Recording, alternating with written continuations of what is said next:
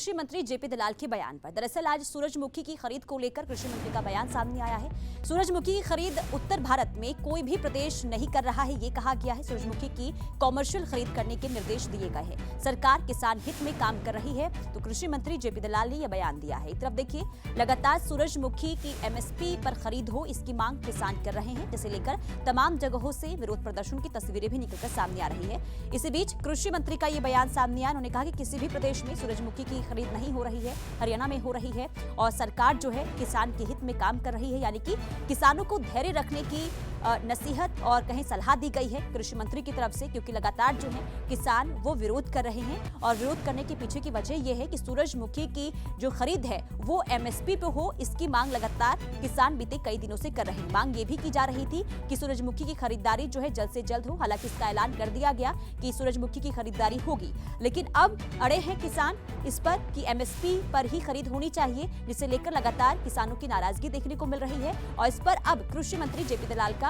बयान सामने आया और उन्होंने कहा कि किसान के हित में सरकार काम कर रही है, यानी कि किसानों को धैर्य रखना चाहिए और विरोध प्रदर्शन नहीं करना चाहिए।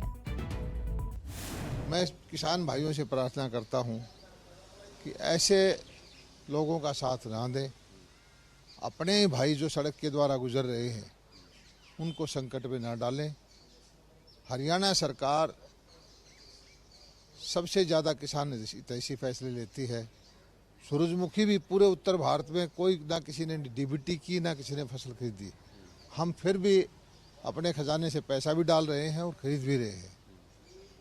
लेकिन ये राजनीति करने वाले लोग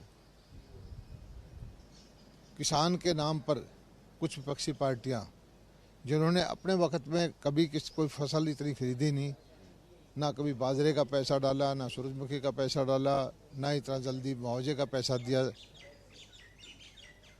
तो वो आम जनता के लिए